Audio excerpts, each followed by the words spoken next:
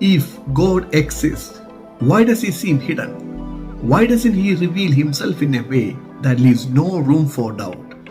For centuries, this question has challenged philosophers, believers, and skeptics alike. Today, I invite you to journey with me as we explore the hiddenness of God and what it reveals, not only about Him, but about ourselves. In the age we live in, many voices cry out that there is no evidence for the existence of God. They claim that if God truly existed, He would be obvious. After all, if there is a God who desires to be known, why wouldn't He make His presence undeniable? But here lies the misunderstanding. Many demand proof, not because they seek Him, but because they expect Him to meet them on their terms. The search for God is often framed in terms of evidence, but the truth is that evidence requires interpretation. What convinces one person may leave another unconvinced. Evidence is never a matter of absolute proof, but rather a set of pointers that lead us closer to the truth. Think about this. Do we have irrefutable proof of the existence of Abraham Lincoln? No, but we accept his existence based on historical evidence. Why then should our approach to God be any different? Is it possible that the very reason we expect God to act on our terms reveals a misunderstanding of His very nature? It reminds me of a story of a child who came to her parent and said, "Look, I have hidden a toy in my room and you never found it." To which the parent replies, "I never even knew I was supposed to be looking for it." This is how many skeptics approach God. They claim He is hidden, but they never truly seek Him.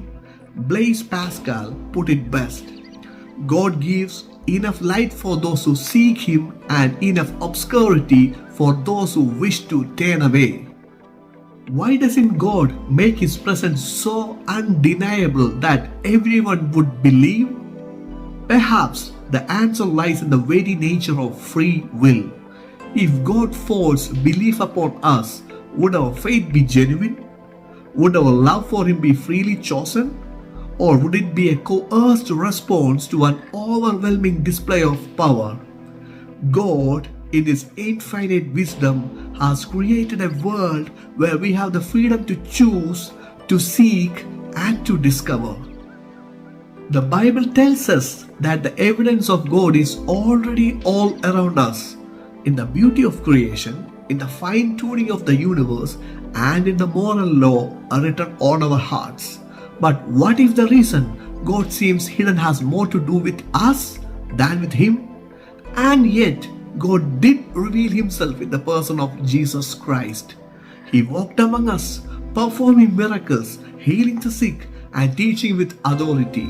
But even then, many turned away. Even in the presence of the divine, some hearts remain closed. This tells us something profound, that belief is not simply a matter of evidence, but of the heart. God invites us into a relationship, one that requires not blind faith, but a heart willing to seek, a mind willing to question, and a soul ready to embrace the truth. The journey to find Him may begin with a question, but the answer lies not in undeniable proof, but in the quiet realization that He has been waiting for you all along. If you have been searching, or if you are wrestled with doubt, know this: God has not hidden Himself beyond your reach. His presence is there for those who seek Him, for those willing to find the light in both the wonders of this world and the quietness of their hearts. The Bible says, "You will seek me and find me when you seek me with all your heart."